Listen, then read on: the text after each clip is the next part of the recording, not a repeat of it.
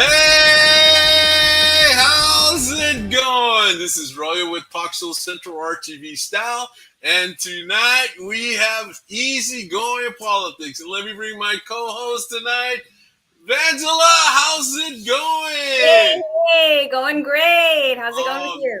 man, you're so cool. I'm glad you made it. I know you were busy. You were having dinner up in New York, I believe, or on was in Mexico City, celebrating Dia de las Mamacitas. Yes. Oh man, so cool, man. So how you been? Been great. Working hard. There's always work to do with the school district, so there's never time to rest.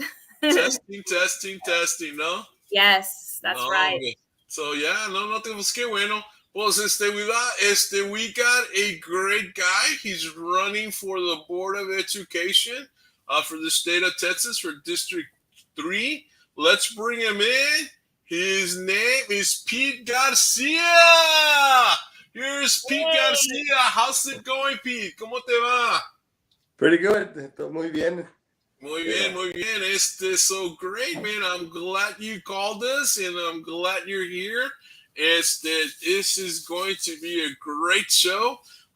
Anything having to education, we love to do. As you know, Evangela is administrator and Ed Coach Elsa, and she's been around different districts, and at some point she's gonna end up there as well. She ran for Congress here recently, so I wanted to make sure that she came in, so she could also kind of help you out, and at the same time, are asking educators of all levels are asking. You are in a very powerful position when it comes to education, and we want to make sure that we get the best people there. So tell us a little bit about yourself, Pete. Well, I'm a retired.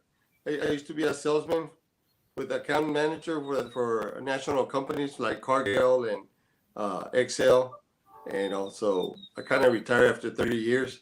So Yeah. now dedicating to my community. So that's mainly what I do. I live out of San Juan, Texas, right next to the Basilica. I was gonna say that. Wow, that's pretty cool, man. So you get all the church bells rings en las mañanas, no? Every morning we're just about half a block away, so we can hear them in the morning, but it's pretty neat. Yeah. No, but that's a beautiful place, man. I haven't been there in a while, but I remember as a kid, in fact, I even sang one time in a choir there, and it was really, really cool. Of course, the valley is huge. The valley, I mean, it's just grown so much, and because it's grown so much, their districts are the schools districts are doing their thing, but I think I don't know, certain things are missing. From a non-educator point of view, I even see it. Certain things are missing. A while back, Vangela and I were part of a show where they were talking about the new drugs that are coming into the school system, and it's like I was like, wow, I can't believe it that it's even being introduced even in the elementary level. And so definitely, people like yourself that are going to be on the board, definitely need to be able to address those issues and many more issues that teachers have. Races, definitely, I believe teachers need a good race. It's the insurance. I mean, definitely the insurance is an issue that teachers are concerned about. Retirement, so I mean, all of these different things, but well, I'll leave it open to you. You tell us what you want to talk about. I was kind of, you were saying about drugs and this. When I started my early career, I started the state prison, and I used to work in the state prison close to Houston and Angleton. And I used to see all these inmates. They were older inmates from 30 to 60. Uh-huh. One day I was moved to a prison where the kids were 18 to 28. Wow. And I said, these kids, we need to do something. And I had just had my baby boy my wife had the baby boy. So I looked at him and I says, what kind of future are we going to give him? And Eso. I decided to say, I cannot help these kids here in the prison, but if I go back home and run for something and make sure that I get involved in the community, we can help these kids get a higher education. I feel that if you don't give them a higher education, either you pay now or you pay later, because then you're going to have them supported throughout the year. So I came back from the prison and got involved in the PSJ school board and got elected. I ran like from 1989 to 2004, but it's that I was not going to commit myself to any group where the education of the kids, I was going to put them on, where I make decisions was to make decisions for kids, not to better somebody else. Eso, yeah, and sometimes those particular leaders that are helping themselves to some of that particular money that should go to some other activities, that's not a good leader. So let's just get to it. You're running for office, so my question that I ask all my candidates that have come on our show, and Vangela, when she was running, she was asked this question. In fact, she probably knows the 4 questions I'm going to ask. And the first question is this: why are you seeking office? I mean, I think you've kind of said a little bit, but why? Having the experience of being at PSJ for 8 years, being in the Region 1 Board of Education, and then I serve at the Hidalgo Head Start Advisory Board. You see all this that you need for teachers and what's going on their school districts. Once the pandemic hit, I noticed in my daughter that she was doing the virtual learning and relax here back at home, and taking classes. And it's good, but not all kids will adapt to that. And I feel like they stay behind. And they stay behind, so we kind of give them some kind of other education and bring them up to par. Because once they hit college, they're going to be taking remedial courses and stuff like this. So to me, Ruben Cortez was a good friend, the one that's serving right now for Board of Education. And he was not going to run. And I said, this is an opportunity for me to run and make sure that we continue pushing for the kids and teachers, Excellent. Vangela, do you want to add something to this? Well, I know he said education and higher education. And my question to you is, what is a higher education for you? Is that like everybody goes to college, or can you expand on that a little bit? Well, a lot of times you offer everybody the best, education you can get them, and making sure that they take a dual language where parents can, save money in college. Now, not everybody will graduate from college, so we got to put some technical classes, welding or other. And I'm for that kind of deal, because I know that being myself, I didn't graduate from college, but I became an account manager because my trade school that I went to, a meat cutter market, and I started cutting meat and learning other trades.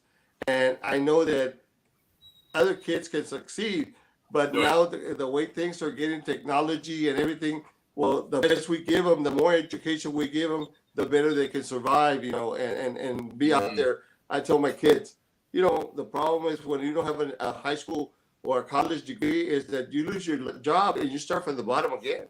Mm-hmm. Yeah, and when you have a degree, you know where. Yeah, you got muted there, Pete.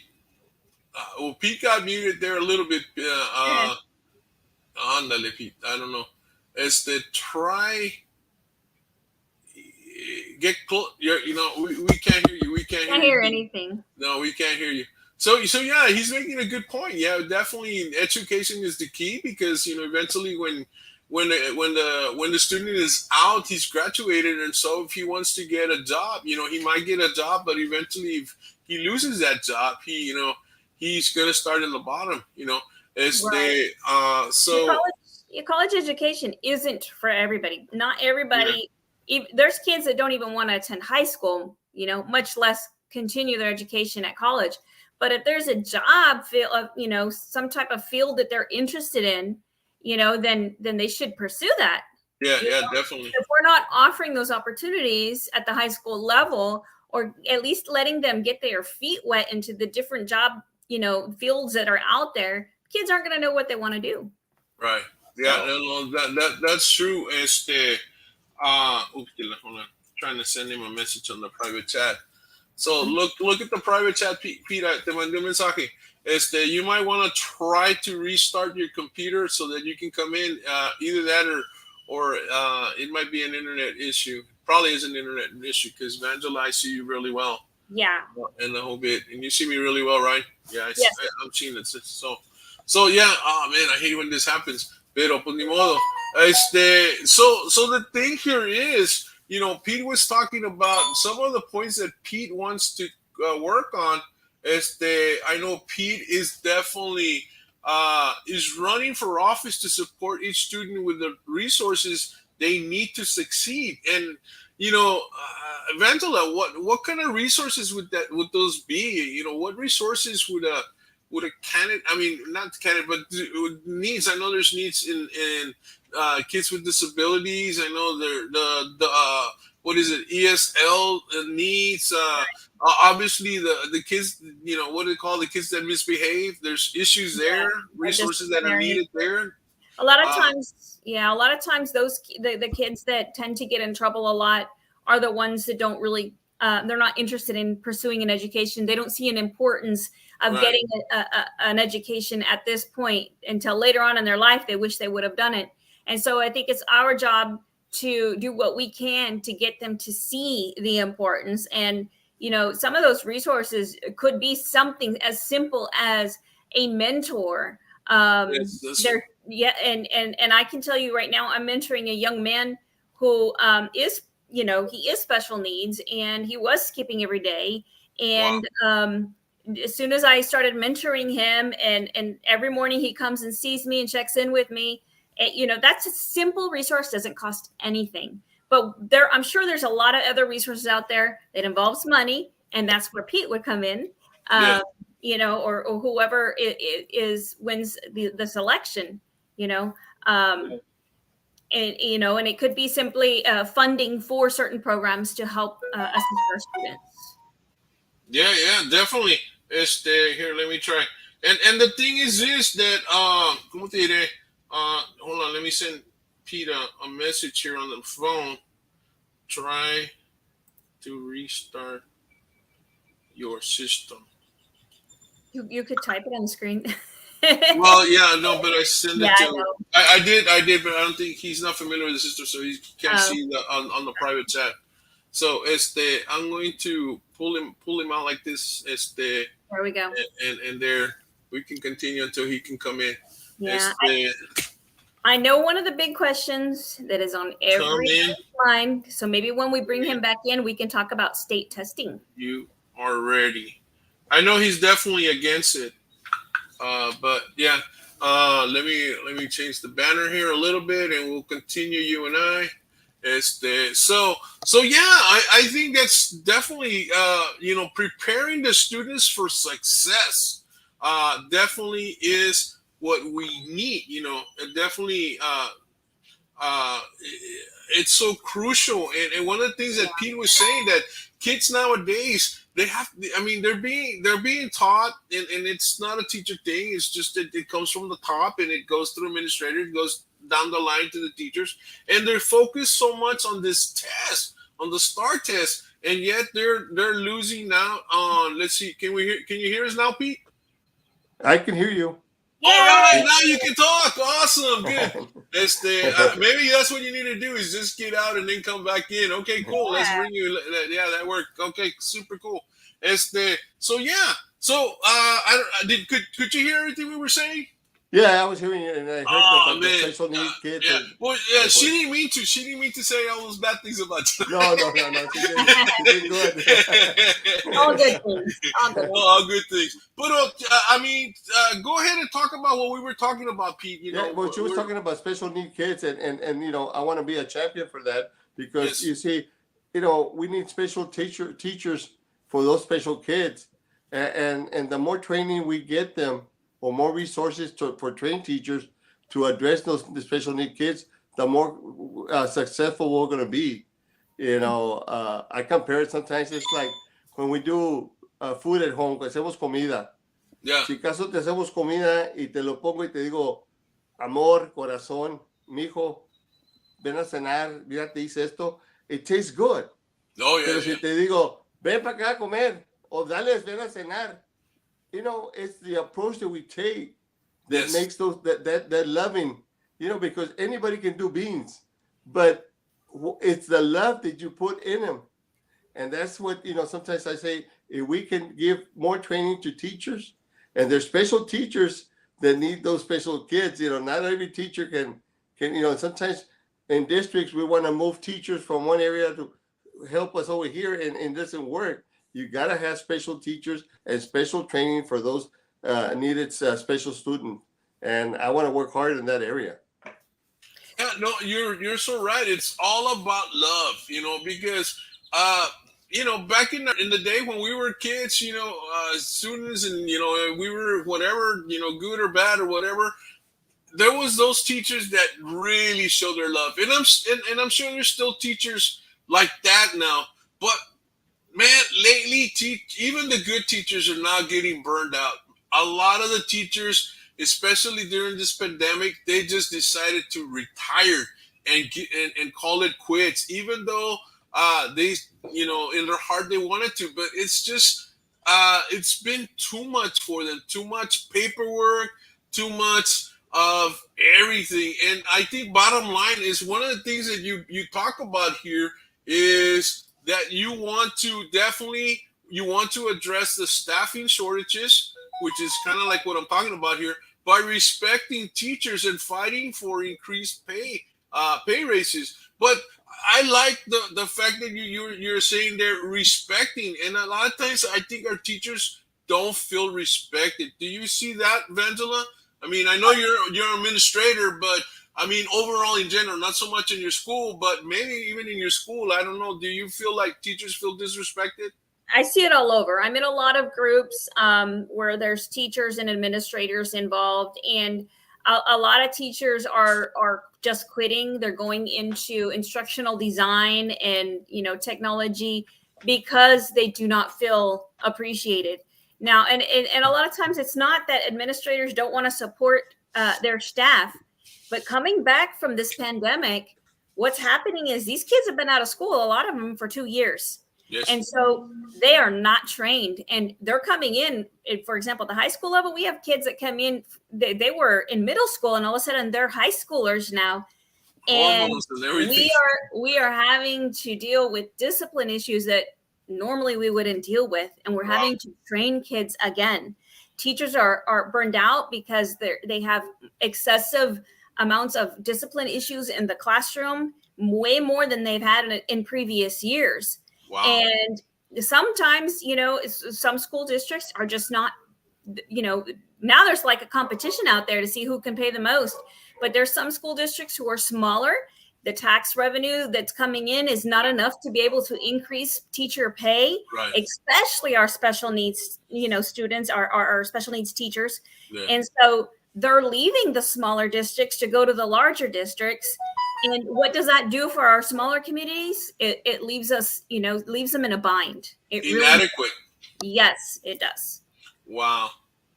What do you got to say to that, Pete? They're stressed out. If you look at a teacher works 30 years and it's real hard, and then they retire, and then the retirement, they cannot even give them a cost of living increase for the last 10 years. There you go.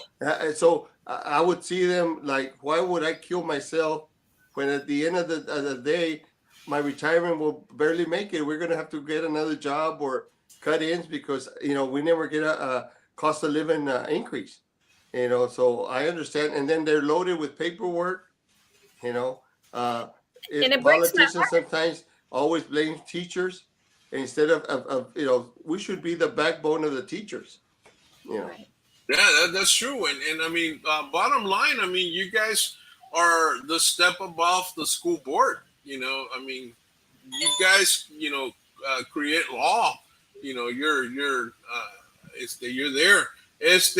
Let me ask you another question here, really quick.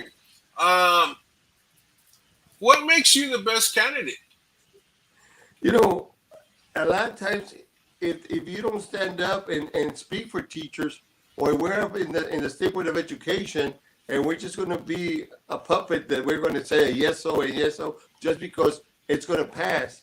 To me, it's not if it's going to pass. It's what's more important for our students, our teachers, and our parents. And if we don't go out there and speak out, well, what do we want to sit in a board where we're not speaking or making any progress for our teachers? An example, if you see the new testing that they wanted for teachers to take, that cost them $300. For right now, testing is 100. Why would you want to take a three? Now you have a shortage of teachers, and now you're changing the testing. It doesn't Wow. make sense. You Yeah. see, and then it's more complicated what they're doing for teachers. They don't need more stress right now. They need, support. They need them to get, paid for what they're doing. So that's why, I'm not somebody that sits back and, I'm going to speak out my mind and I'm going to reach out to the community because we got a lot of administrators, teachers that can give us input and us kind of funnel that and what's the best decision that we're going to make, not only make it on our own. Wow, wow. No, that makes a lot of sense. And the thing is, again, you're. I think one of the points here is that you're basically you're willing to work together with the parents, with the students, and the teachers to strengthen the overall public school system. Because I think you were talking, or somebody else was telling me, there's a lot of charter schools out there, and the charter schools are becoming very popular these days. And uh, now, does the Board of Education also work with charter schools, or are they totally independent of that? No, they work with it. It's all, we make decisions, For them as well. new charter schools or not. But it's where sometimes public schools get hurt because, we got a lot of public schools and then you give permission to one charter school and the Commission of Education allows 10 instead of one only. And that's not Wow. right. Yeah. I myself are more pro public schools. Right. Yeah, it makes sense. That makes sense. Yeah. Vangela, what's your point? What's your point on that? Obviously your public school, but do you see an advantage in having more charter schools than, or I mean that the number in charter schools has increased? Is that a positive or is that a negative in a sense? Well, it's a negative for public schools because public schools lose funding whenever a student leaves and goes to a charter school. So that decreases the amount of money that the public school has to spend on maintaining their building, paying teachers, and so forth.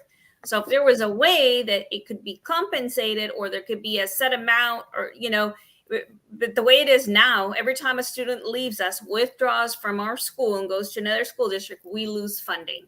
And if that child is enrolled in some sort of a program, such as ESL or a special ed program, they receive separate funds for those students. So, it does make a difference. That's why we have so many districts in the Valley that have open enrollment and they accept students from anywhere because every child, and I hate to look at a child as money, but without money, we can't run a school.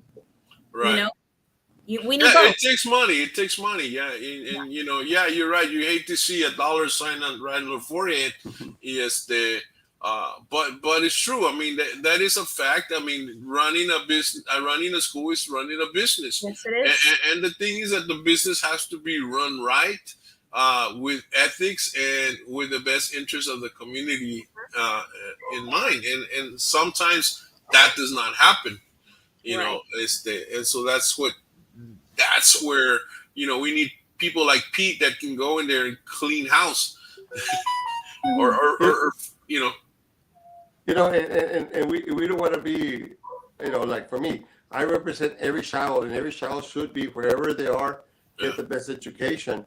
But we gotta hold them accountable, charter schools with public schools, that they're in the same criteria, you know, because so a teacher has to be certified in public schools, but in charter schools they will allow you not to be certified.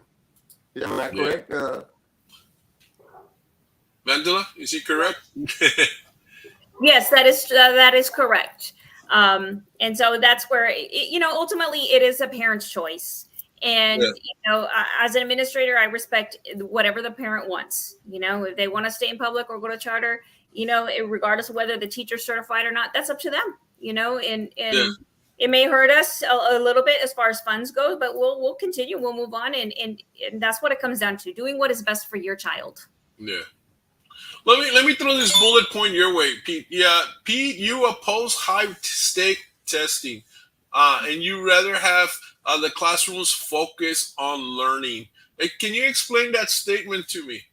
Well, you know, you got teachers worrying about the testing, the STAR test, and you know, and you're just focusing in that area where kids should be learning, you know, every day, and not really worrying about the test that they're going to take. You know, to me, that I feel that they put too much emphasis and they put stress on the teacher to pass that STAR test, Mhm. where kids don't learn what they should need. You Right. know, and it's like when I was in high school, I would say, I'm taking this. What am I going to use of this when I go to the real world Right. and I'm Right. out there in a job? And yes, you know, math and reading and writing, we always used it because it's always. But there was things that you know, I really don't use. You know, Right. Right. Right. so and I feel that if those kids really learn, they'll succeed outside, regardless of the Yeah. testing. You know. Yeah, and I think the kids also feel the stress.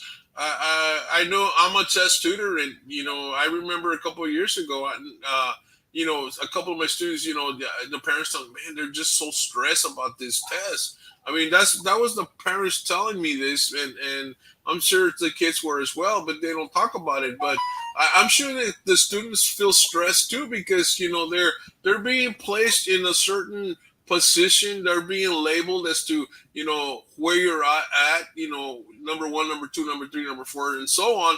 And I'm sure they want to be close to the top, and you know they want to make sure they do well. And it's I think a lot of it has to do with time management also, as how you take the test.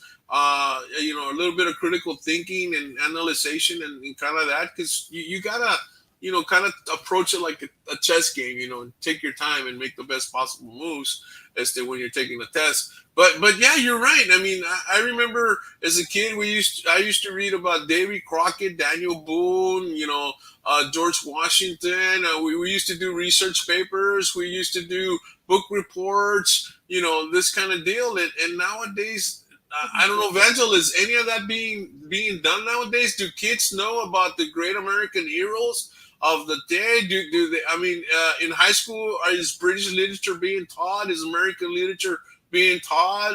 It You know, is. Yeah, at the junior and the senior levels, because at the junior and senior levels, they no longer take the STAR test in the English classrooms. uh-huh. That's mostly at the freshman and in the sophomore levels. I know as a teacher, I was able to integrate that into my lessons and still be able to teach the TEKS and the skills that the kids were able to test on. Right. I used to pretend like the STAR didn't exist when I was teaching because I felt like if I did a good job teaching, they should Yeah. be able to take the STAR test and Yes. pass. Yes. But yeah, you are right. You're absolutely right, Mr. Pete Garcia. First teachers are underpaid, overworked, dealing with discipline issues that they haven't had to deal with before, and then on top of it, they have the stress of teaching to the test. You know, Yeah. and as much as we like to say we don't teach to the test, you know, teachers evaluations oftentimes, and I don't evaluate my teachers like that. I don't think we do that in our district. But a lot of times teachers feel like they're being evaluated based off of their STAR scores. Mm-hmm. You know, if you're a good teacher, it's because all your kids pass. If your kids don't pass, the majority, you're a bad teacher. And a lot, you know, and you hear that, and it shouldn't be like that. You Right. know, it's just it's a state mandated test. And now, I don't know, Pete, if you've heard about this, but there are a lot of groups out there on Facebook, parents who are opting out of testing. And there's a letter that's circulating, and parents are signing this letter and they're sending it to school districts. And we cannot force a child to take the test. Wow. However, How would, the district accountability if they don't take the test. So are we going to pressure parents to have their kids test? Of course we are, because it hurts our accountability. And and we want to be proud of our ratings. We want, up there. But if parents are opting out of testing, the district's ratings go down. Wow. Hey, Laura Cisneros, Dr. Laura Cisneros, the private schools do not have the test the public schools do. The private schools do not have the test the public schools do. Many students develop low self-esteem because they don't do well in the start. True. Not every student does well when they are bright, even though they're bright. That's true. That you're so right on that, Laura. It's the even as adults. Even adults. I mean, sometimes I remember. Well, even just dealing with dyslexic kids. I'm on dyslexia to the 1,000 power. And I know I would know my material, but I would write in the wrong answer because we're normally ahead. We're thinking ahead. We thought we already did it, and we skip a step. In our mind, we did it, but physically we didn't do it, and so boom, you score bad, but you know the material, and it's like I had a teacher that would just test me orally, okay, right, what's the question, and man, I would get 100, and so she would give me an adjustment on my test. But not all teachers can do that, and it's not something that's practiced. Of course, she was an older teacher, and so they have certain certain techniques, and their experience tells them, hey, maybe that's what's needed here. What do you think about that, Pete? What? Okay, did you know? I was going to say, did you know that starting next year, all STAR tests will be online only? No more paper tests. Yep, online. So if a kid doesn't test well online, too bad for them. And then those are going to be done at home or at school? Oh, at school. At school, okay. in a monitored area. Now, I'm pretty sure the state will make adjustments for our students who are special needs and have to have paper for some reason or another. But other than that, it's all online. Wow. Mm-hmm. That's kind of like getting a little bit on the lazy side, I think. It's a lot of work, I'll tell you that. Well, that's a lot of money involved, because that would mean that every kid has to have some sort of computer or some sort of tablet or something like that, But I mean, so the district's got to dish out for that. I'm sure they do have them already, but because of COVID, now most districts have at least one per student that's testing. Wow, mm-hmm. It's just ridiculous what's going on. But I mean, that's the way it is, and this is why the leadership needs to change so that we can get new ideas. One idea that I have, I'll throw this one at you guys. I've been dying to say this for a long time, and I don't know why last time we were around, Angela, I didn't say it, but I've always always felt that teachers should, because everybody learns a different way. Some are hands-on, some are visual, some are auditorium. It's a matter, different like that. I think there's 4 different ways of learning. And so if teachers could be trained in whatever style they learn, and then kids could be trained like in kindergarten, or it could be tested in kindergarten as to how they learn, and then you put all these kids together with that teacher that teaches us the same way that they learn, I think maybe you would have better students. But again, that would take a lot of money to do that. But maybe that would be the best. What's your thought on that, Pete or Angela? No, I always said that if we let teachers teach, they can do it. But a lot of times we put too much stress on them. They got their own style. Everybody has their own way to do things, and as long as they comply with what the administration is asking them. You see, if we let them teach, they can enjoy it. When you do something, if you enjoy it, you're going to do it perfect. But if you got stress or people looking at you, you kind of feel like, like somebody's right behind you, Yeah. There's different learning styles and there's different teaching styles. Yeah, that's what I mean. You got a teaching style that's going to contradicting the learning style. And the kid's going to try to do his best, pero pues no va a aprender lo que debe aprender. It's not going to work. But if you got the same learning style with the same teaching style, in other words, where the teacher is teaching in the style that the kid learns, that kid's going to be successful. Yeah. Yeah, and there are some really good teachers out there that do have they do give students at the beginning of the year. So it's like a quiz to learn how the student actually learns, what their learning style is, and then they plan their lessons accordingly. Dice Dr. Laura Cisneros, dice, the schools force the students to take the stars. They do not allow the parents to refuse the test. To expect a third grader to do this high-stake test is very unreasonable. Let them be relaxed in the classroom. Amen.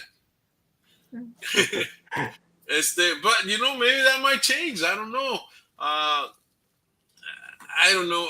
I'm for doing it the old-fashioned way, man, because as the kids nowadays are not learning to research, they're not learning to be students of life in a sense. And my fear now has been that we are producing doctors, lawyers, you name it, nurses, and not to belittle any of those, but that are taking tests to pass the grade, therefore getting diplomas, and therefore not really knowing the knowledge of the field that they have graduated from, and therefore will become a liability as they go do their doctoring, their nursing, their lawyering, whatever it is, because they're not up to par as far as that, because that's how they're being trained in school.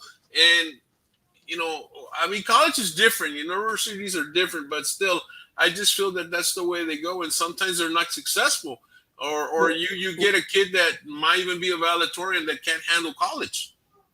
But now schools have there's different programs going on. You got nurses being trained in schools, so taking school classes. You got attorneys taking martial court or whatever court it's called. Different fields are being taught at high schools now because they're getting in college ready, college prepared. Which gives them an idea of what they want to be. And a little taste of the career. So hopefully they get into college and they already know what they want to do. But I think my point is that the testing, like for instance, they'll take a test, they'll get a low grade because they get the answers, and then they go back and retest, and then they make a better grade, and they're allowed to score the second grade. Yeah, is that happening, Vangela, at your school? They're doing what again? Say it again. Where they take a test, 1 + 1, 2 + 3, and they get them all wrong, but then they get the answers and they retest and they get them all right. Yeah. I think that's defeating the purpose. I mean, yeah, we want all kids to pass, but I mean, are the kids working hard for their grades? I mean, And that's the problem with the pandemic is, and I can't speak for the district that I'm currently in because I wasn't in that district. But other districts, they pretty much gave everybody passing grades as long as they were online and they turned something in, and most of the kids passed and they got grades. And so they didn't really learn the material. And so now they're so far behind and they're just used to getting the answers. It's unfortunate, but the kids haven't been learning for the past 2 years. And now that they're expected to learn, they're struggling. Well, the thing is, nowadays education is more like the calculator math, where you use the calculator to get the answers versus using your brain or just writing it down on paper. And we're using that kind of system throughout all of education, I think. And so we need to step away from that and teach the kids to think and to they can't even remember their own phone number, That's true. That's what technology. Well, nosotros también. Hey, I remember before cell phones, we used to have a bunch of phone numbers in our head. But I used to say, we don't call each other, we don't call ourselves. That's why we don't remember the well, yeah, that's true. But we used to have a lot of numbers in our head. like boom, spit them out, boom, boom, boom, boom, boom. I remember, growing up, you used to learn the Declaration of Independence. I don't know, maybe a couple of, at least the first part. A lot of this stuff that we used to do through poetry. And I don't think none of that's being done now. What is that? Maybe that doesn't help us. Maybe that's why they don't do it anymore. Or I don't know. Do they do anything like that, Ventula, now? No, not that I have witnessed myself. No, Yeah. doesn't mean that it doesn't happen, but Right. I have not seen it. Right. Well, in other words, it's not part of the curriculum. If it's done, it's done, but it's not. It's not part of civilism. Wow. So, man, no, pues está bien. I mean, this is really cool. I wanted to put another thing here for you. Man. So, what's one thing you want to accomplish if elected? Well, first of all, get those pay raises for teachers and make sure that and you got to understand one thing is that the State Board of Education does not approve pay raises, but we need to be an advocate for teachers and going out there and saying, hey, this is not what they should deserve. We're putting them too much pressure. They should be get paid for what we're pushing them. That's one. Another is that making sure that kids that got behind in this pandemic, that we can put a program that we can get them up to par or see what we can implement. And by that, I would have to reach out to some of the administrators and get their ideas and their input, because they're the ones in the front line with teachers, seeing how kids are reacting, or what's the outcome of this pandemic and what they were doing. So those things are the most concern for me, is those two things, because we got to get those kids educated and we got to pay teachers what they need supposed to be paid for. Right. Wow. Yeah, we're playing catch up right now. Yeah. Well, let me show you a couple of pictures here, Pete. I know that this is one of your, ¿cómo se dice? This is your poster, and you are running for Texas State Board of Education District 2, and that includes 17 counties, I believe. 70 counties, Hidalgo, Cameron, all the way until you see the first buggies, 60 miles close to Houston. That's my area, 17 counties. Wow. And of course, early voting, guys, that starts in a couple of weeks, or Monday? Next week?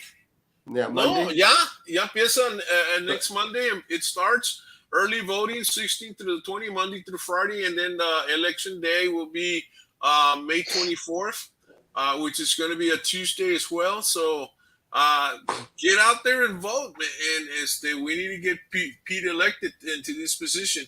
Well, actually, just to get into the November elections, right? Because you're going to represent the Democratic Party on this, but then you got to go against the Republican Party candidate, and then we'll decide who makes it.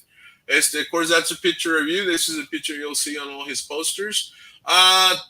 This is, tell me, let's see. We were talking, you want to work together with parents, teachers, of course, the students, to strengthen our public schools. We talked about all of these PowerPoints here. Everything from you're supporting each student with the resources they need, maybe we'll talk a little bit about that in a little bit. Expand screening and services for students with disabilities. That is big key. I know a lot of parents with this with kids with disabilities always, asking for more, and because it's needed, let's see, you have here pictures of endorsements and people that are endorsing you. Right now, the first picture is Ray Thomas, the other candidate ran for the primary for the State Board of Education. He has endorsed me. Not only him, but Wayne out of the Warner area. He came out 5th place. Have endorsed me also my campaign. PSJ School Board. Those are 4 board members. Actually, 5 board members of the PSJ School Board has endorsed me. The Oscar is from San Benito. I have his endorsement. I got the endorsement of the mayor of Alamo, Orale. Diana Martinez. That's the group from Albert Aguirre from Brownsville. That's the union, the TVEA. Yeah. They have endorsed me. Former Commissioner Nano Guajardo from San Juan has endorsed me. Two commissioners, Neto Guajardo and Dina Santillan, commissioners right now in San Juan, have endorsed me. Oh, sorry. That And then of course you had Pac. Yeah, I have the You know. Texas Parent Pack Yeah. has endorsed me. The AFL has endorsed me, and I had mentioned already the TVEA has Yeah. endorsed me, and the other teacher, that one is the labor union. Right. The AFL has endorsed me also. Uh, the TSTA has endorsed me. Even the firefighters from Brownsville, the union has endorsed me, Wow. and the mail carriers from Corpus Christi have endorsed me. Cool. Cool. And of course here you are. Some more Yeah, pictures. that's Dr. Nancy Vera from Corpus Christi from the AFT Cool. and the president of AAT for the state of Texas. That's That's a retired teacher from Porter High School, 30 Porter High something School, right? years. Yeah. He supported me. He's from George Harlingen, no? McChang out of Harlingen, Yeah. the only school board member that has been in the national, president for the national, Wow. for TASB. Orale. And this lady is from Brownsville, Yeah. 50 years in politics helping candidates. She's Wow, 90 man. something years old. No, it's going strong. Yeah. This picture, we saw a little bit of this. Man, that's cool. That's cool. So yeah, and then here's you and your lovely wife. That's my wife, Margarita Garcia, is a board member for South Texas ISD. There you go. And of course, here you guys are at the island. Yeah. It was, I don't think this place exists anymore. I think this is the place that burned out. Pero pues no está bueno. But you know, guys, we definitely. Sharky's here. Sharky made it. How you doing, Sharky? Sharky, this is Pete Garcia. He's running for the Texas Board of Education, District 2. He definitely needs our vote. Yeah, go ahead and ask that question, Angela. I think that's a very good question. I'm just curious as in regards to what you think of CRT or critical race theory being taught into our schools, in our public school system. So if it were to be introduced and into the Texas public school system, how do you feel about that and why? But I think so. We're talking about sexual and stuff like that for kids. And depending what age you're teaching them, but because a lot of times these kids need to know, and as long as parents are in agreement, I don't have a problem because how it is with kids right now in schools and all this abuse and stuff that happens on. So they got to be some kind of educated to a certain level, where they know when people are mistreating them, or then making them aware of what's going on. Okay. I think that's a little bit different than CRT. CRT, critical race theory, is more about it's teaching history a little bit differently than the way we're currently teaching it. It's Okay, some of what really happened in history and changing it a little bit, even to the point of where I just heard on the news the other day of some questions that were asked in the classroom where, and I'm not going to mention any particular party, but when one party was criticizing another party and making it a right or a wrong, answer choice, doing things like that. That's what I'm talking about. Yeah. Changing the curriculum. Well, I think, if when it comes to curriculum and history, I feel that, everybody should know the real history, not change it or tailor it or make it sound differently. It should be what it is. And every kid should learn, our culture, what they've gone through. Yeah, I think that's really important because if we know where we've been, we're not going to go back there. And it's human nature to fall into the same mistakes that previous generations have gone through. And I think when the history is put into place, we will say, okay, we've been there. As a society, we've been there. Let's not go in that direction. Let's move in another direction. And that is so true. And I think with Angela, I mean, what you were talking about, not Angela, but what you were talking about the sex, on all of this, teaching kids. I think sometimes a good friend of mine, told me this one time. If you teach kids about drugs, the innocent ones will get damaged because they will learn to experiment on that. And so I think a lot of times when we talk about certain sex education or even education on drugs, we need to be really careful how that's taught because sometimes it's best to teach a smaller group of kids that are being influenced by that than to teach the whole school about it because the whole school might not be, maybe 80% of the kids might not have any knowledge because of their innocence, but because something's introduced, then curiosity gets them going in that direction. What are your thoughts on that, Pete? Yeah, yes, he does. Sometimes there's kids, but the same token, there's kids also that don't know about drugs, and other kids are pushing them like, "Hey, try it. It's okay. Try it. It's gonna be okay." So sometimes we gotta let them. We gotta teach them some kind of what drugs do to them. Sharky, what do you think about that? I've seen I've seen it through the school, especially the South Texas ISD and others, where you're right. I mean, kids that are not experienced, um, either in the outside life or they've been protected through the younger years.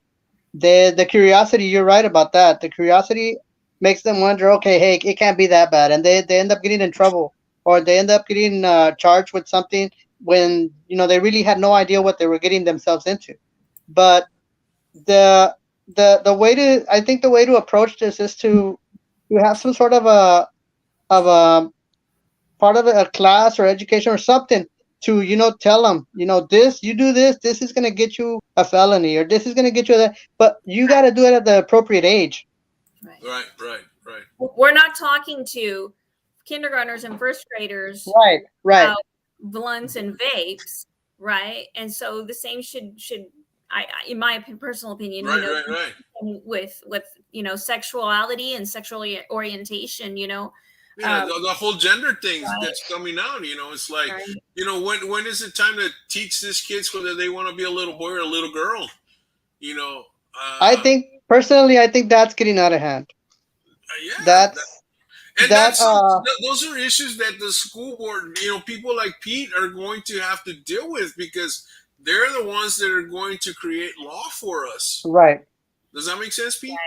Yeah, no, it makes sense. You But know, and we have to go back, like I tell you, to educators and teachers because they're seeing it firsthand in their campus, and the more ideas that we get, the better job we can do for them, because they're the ones that half of the day they're with our kids, yeah, But and we yeah, also got to understand that parents are key piece to this, because if parents tell their kids every day, it's like I tell my kid he's going to go out and say, "Hey, be careful, don't be drinking. right, I love you." Why do you tell your kids when they leave, "I love you"? Because we don't know what God has planned for us. We right, might Right. not see Him, or they might not see me tomorrow.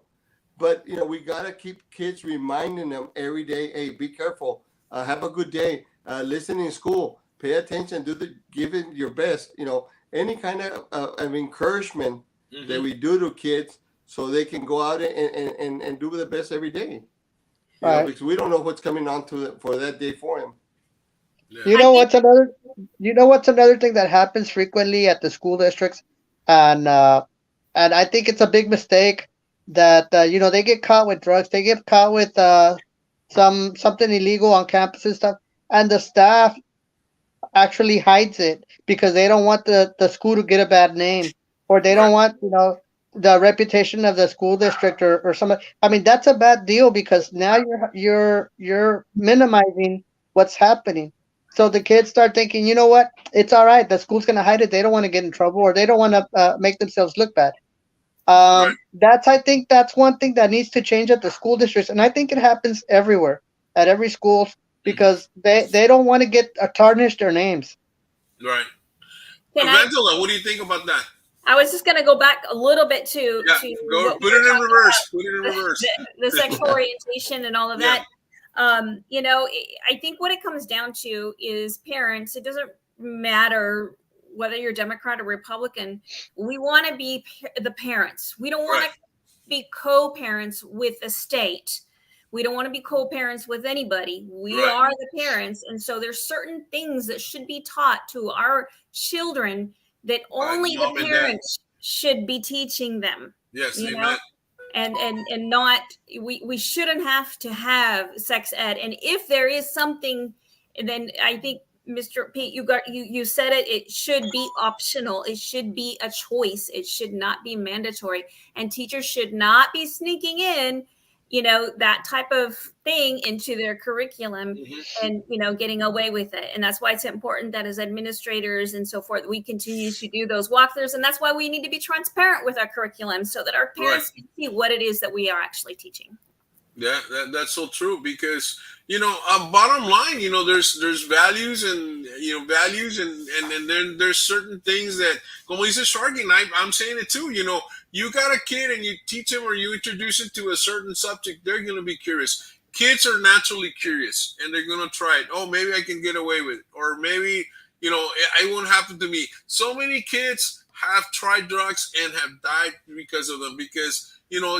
Obviously you take drugs, you're going to die, but how come so many don't die? Well, maybe because, whatever it is, but in some cases, some have died. And so, but you don't want to be the one that dies, or whatever. I've never taken drugs, so I don't know. But I think, yes, we need to educate them, but I think they need to be educated at home when it comes to something like that. As far as like I don't know. I mean, it's like we were going to talk about fruit, and I bring in get apples, get oranges, get bananas, get peaches, get grapes, and all of this. So I'm actually showing you the fruit, and maybe you're seeing it and it looks tempting. So I think at that point that builds the curiosity in the child and says, well, maybe I'll take just one little grape. That kind of deal. And I think that's the approach that they're taking in showing kids about drugs and even the sexuality, even like it's kind of like that. Whereas that they can take a more, I don't know, I don't even know where I'm going with it, but I think it needs to be more close to where it's not everything needs to be taught. I don't know if I'm. Do you know? Do you know that? Yes. Do you know that at the high school level, there's kids that know nothing about drugs or what drugs do or anything, and they are so out of touch because they've never been taught even at home. Parents don't know how to approach subjects a lot of times. Yeah. So a lot of times, what they pick up picking up on education is from the school or others, or they learn from other students as well. But Kids. I think it needs to be brought up at a certain age. But you're right; it should be optional. There should be something to say, okay, this is for the parents at the beginning of the school year. This is we're going to be teaching. Are you okay with it? Yeah, I mean, I don't know how far does sex education go in school, Angela. I mean, does masturbation go in there? Put a condom on and stuff like that. I mean, I've seen stuff like that. I mean, I like on YouTube that stuff like that is being taught. Is that being taught in South Texas? There's from what I know, there's certain health classes, CTE classes, where they teach the the functionalities of the body. Yeah. Some science classes, that talk about the reproductive system, Right. but they don't really have sex ed in Texas that I know of, that I'm aware of in the public school system. I know back in the day when I was in school, they did, and it was something that my parents always opted us out of, you know.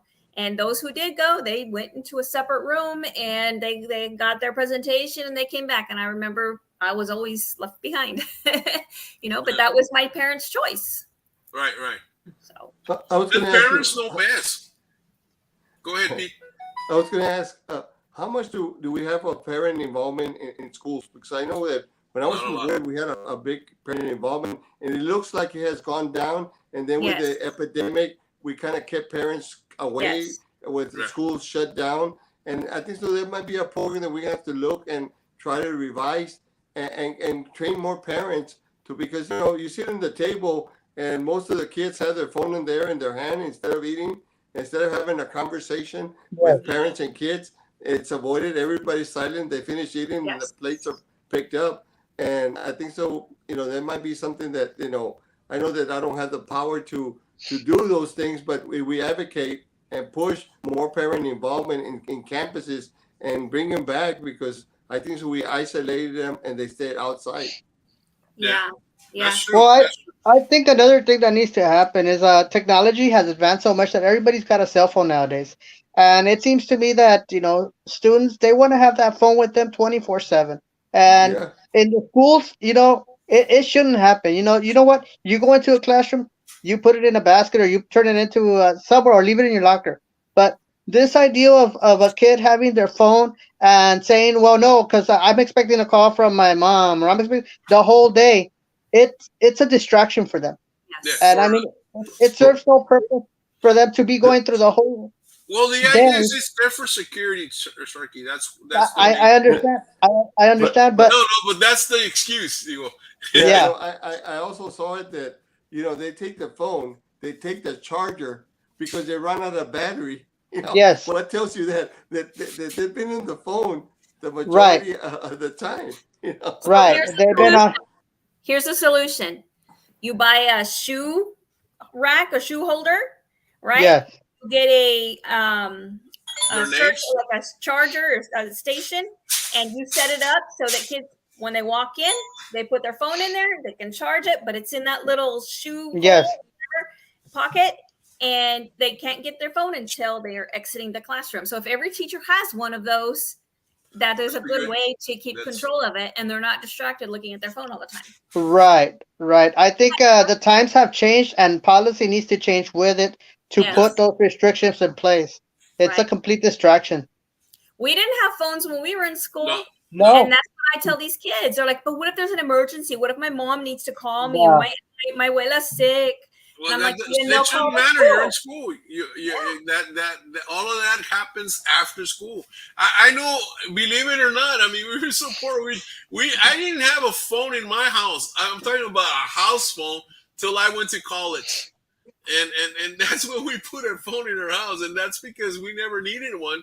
I made plans even in high school. I remember making plans by Friday. Okay, dudes, this is what we're gonna do this weekend because I don't have a phone. we didn't even have air conditioning in the classroom. We were still dealing with the gnats. You used to walk 400 miles to school, right, Sharky? No, No, no, but see, I mean, things have gotten better, but I think certain things have gotten bad, and yeah, and, and and we need to stop it before it gets worse. yeah, yeah, We're losing, we're quite frankly, we're losing the brain capacity of our students. mm-hmm, They're not as bright as they used to be. They can be scoring the 6.0s or whatever they are nowadays. Because I know that they score above 4.0 nowadays. But yet they don't. I don't think they have the knowledge of the kids that I grew up with. If I were to take a valedictorian from my graduating class, they would be stronger than the valedictorians from now. Well, the deal is now you got those wireless headphones and stuff. A lot of times they got those headphones through the whole class and they don't listen to anything. I mean, there's so much, like I said, technology has advanced so much, but policy at the school has not, to restrict a lot of that use. So, I mean, you don't have the attention of the students the way you used to back then. We'll see. You know, and a lot of times you go to any restaurant and you see a little 2-year-old, a 9-year-old already, or well, maybe not so much a 9-year-old, but you see a 2-year-old already with a phone, and they know how to work it better than we do. Yes, that's true. And yet, you know, kids, believe it or not, kids from the time they're born to about right before 2, they're going to learn the most they're ever going to learn in their life because they're learning how to learn at that time. And so if these kids are not being taught how to learn, how are they going to succeed in life? Yep. You know, because you put you put video games on a little kid's hands that early, that's what that kid's learning. He's not learning, you know, he's not learning to learn. That kid's not learning to learn. And so, you know, that itself, that technology is killing us there. But anyway, that's another show. Did you see me at dinner with my daughter earlier, or what? No. Why did your kid have one? First of all, she uses our phone and it's all musicals because she loves to sing. So I don't know where she would get that from. Well, I can. You know, that's culture. But I mean, you know, just simple games. You know, come on. I mean, there's educational games that they can do. You know, I don't know. There's so many things that a little kid can learn. A lot of foundation that can. You know, I mean, nowadays I don't even know why there should even be kinder. I mean, kinder should be like 2nd grade.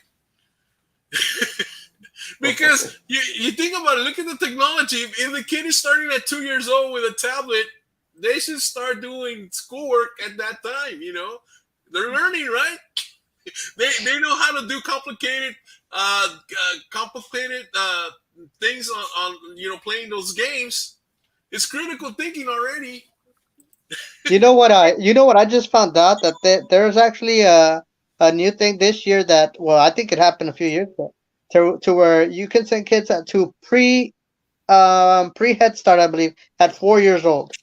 3. Yeah. I was like, wow, at 3. Yeah, there's a 3-year program. I was like, wow. It's Yeah, crazy. it's a 3-year program. That's been already a while back. I didn't know that. Oh yeah. It's the and then there's some parents that want to push them in at 2 years old, but not because of education. No, but so bueno, Pete. Anything? I know we got a little bit off subject, but you know, these are the concern of parents and things that we hear that bottom line go right into your to your desk. You know, they go right there where you're going to be making law based on all of this stuff, man. What do you think, Pete? And I'm happy that we got out of the subject because you cover other subjects, and that's what it's about. You know, having dialogue with all these parents and administrators and teachers, and coming out with good solutions. And if we hear each other, we'll know what's going out there. You know, and there's no better people than educators that give you firsthand experience.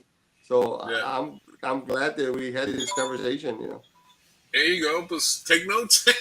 I think we just need to have forums or even virtual. I mean, have parents on and get ideas. You know, because it's about brainstorming. It's about bringing people with new ideas onto. You know what? There's stuff people see that we don't see or that you don't see, and that information, it won't trickle down to your point because other people filter that. So it's very difficult to talk directly to somebody who can change laws or help push something that should have been there for years already. And it's all for the betterment of the students itself. And you know what, Sharky, you just you know, gave us $1 million idea there. Virtual parents meetings, are those happening, Vangela? Yes, in some districts they were, especially last year. I know we had a lot of virtual parent meetings. And in the previous district that I was in, and this school district, not so much. Everything's been in person except for, you know, our meetings for our special needs children. But that is definitely an option and something to keep in mind. Maybe we could stream, like if we have parent meetings, maybe stream it and have them, you know, involved somehow. See, Yes. so Sharky, can you read that for me, please, from Dr. Yes. Yes, the first 5 years are the formative years. We need to get them away at that age from the babysitting phone, go to a restaurant or anywhere, and the child is on the phone. Studies demonstrate children who don't watch any TV videos, etc., at early age do better in school. Amen. That's true. That's true. Hey, you heard it from a doctor. So She's I talking mean, to me. he's talking to you, Evangela. No, I mean, but it's true. But in a way, it's true. I mean, yeah, 2 years old, and the kid's already doing the, Yeah, whatever Minecraft or whatever it is out there, man. It's like, P, we lost you. I know P lost his camera. yeah. But yeah, there you go. Pues, hace huepito, okay. Yeah. Oh, there we go. So let me put Angela up down here. She'll be the center of attention. Nah. So man, good points, Angela. Otra vez. There you go. Boom, boom, boom. There you go. You're back. Your internet, man, because you need to work on that. Pero, pues sí, qué bueno. So, Pete, any last words? Oh my God, we lost it. We can't hear you, Pete. Plug in the speaker. Vangela, any last words, Vangela? No, well, I know that we definitely are looking for somebody that's going to be looking out for us as educators, not just educators, but looking out for our students. Parents are going to be out there voting, and they want somebody who's looking out for their best interest.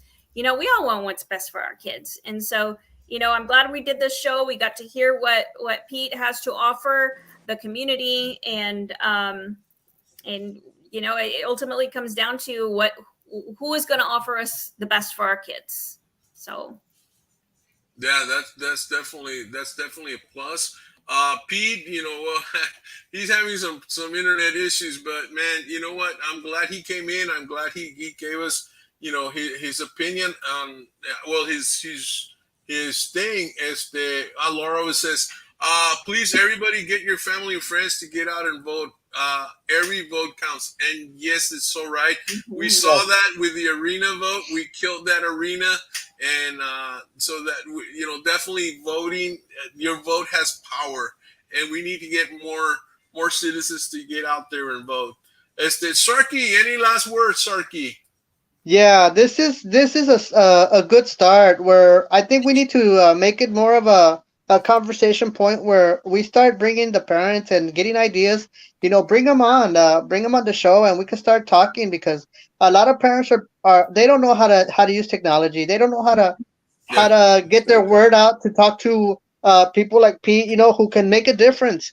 yeah, But this is where we need to bring the parents who they want to be heard. They've got ideas, and we need to let them speak. Give them a platform. So that I think that's where we need to start searching what we can do to help that and get the people involved, the right people, because the only ones being affected by all this is the students. yeah. Pete, can you hear me? Yes. Awesome. Oye, Pete, before you leave, can you leave us some words in Spanish for our Spanish speakers, please? Sí, nuevamente le quiero dar las gracias por estar en este show que me tuviste. Gracias. Le quiero desear a todas las madres un feliz Día de Madres. Ahora es el Día de las Madres Mexicanas, que la pasen bonito. Yo soy Pete García, estoy corriendo para la mesa directiva del Estado de Texas número 2.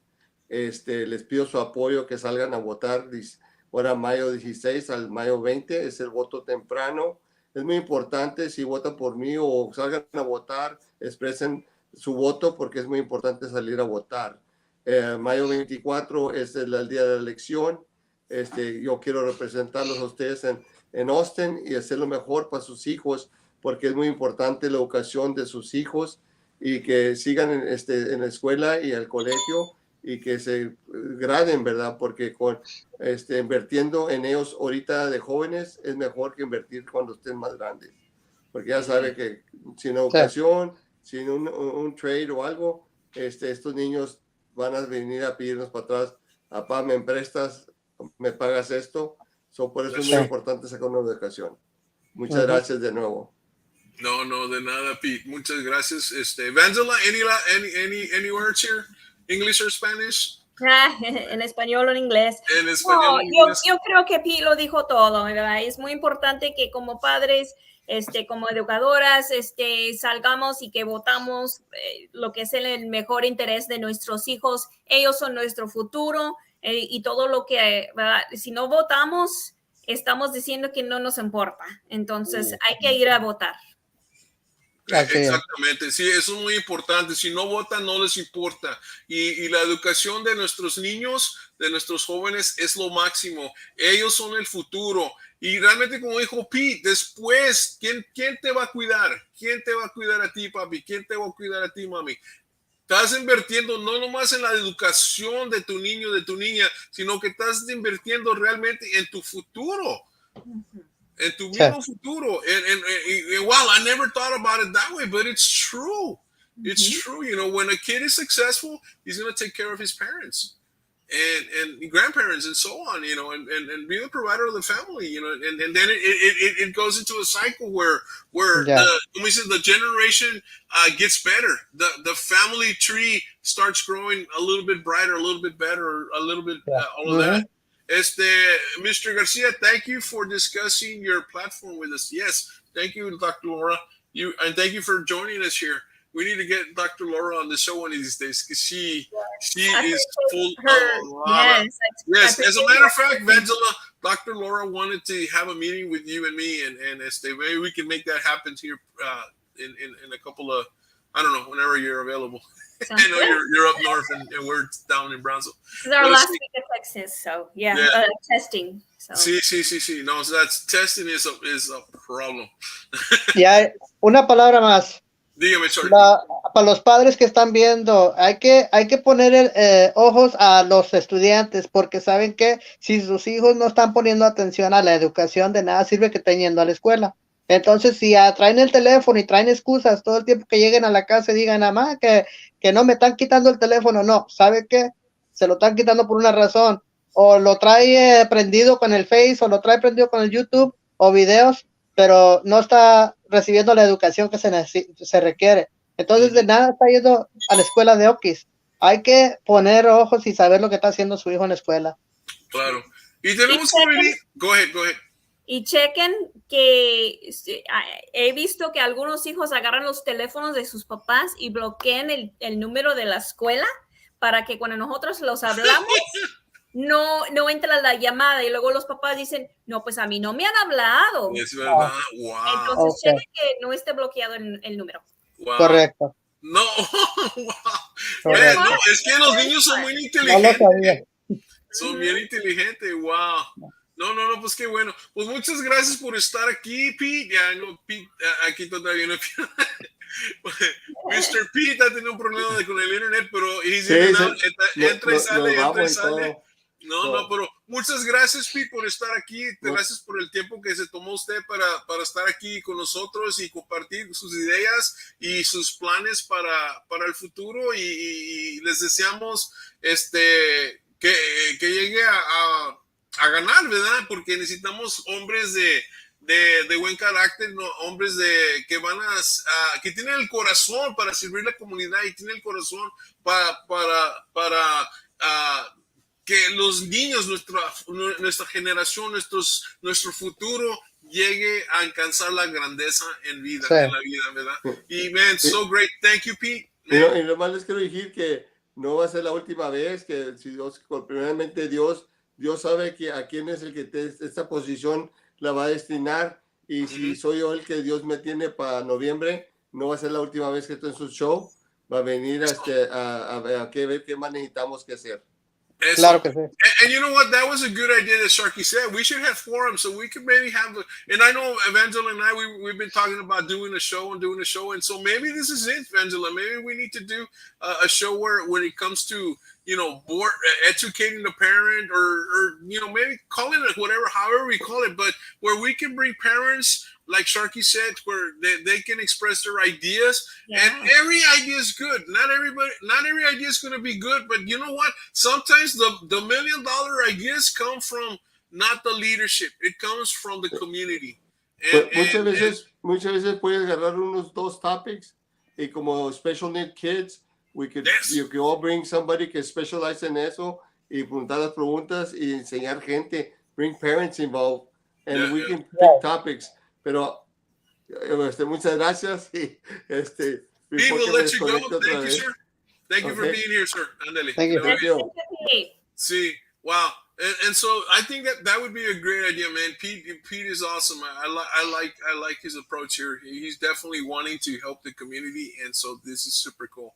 Sharky, I anything? think, yeah, I think we should also involve not only the parents but some administrators if they're allowed to speak in general. I mean, it'd be a nice idea at least cross communicate with other districts, with other campuses, and find out hey, maybe they've got going through something that we haven't heard about. So it's good to communicate. It's good to have an open topic, open forums, Sí, and get people together, and that's what we can do here.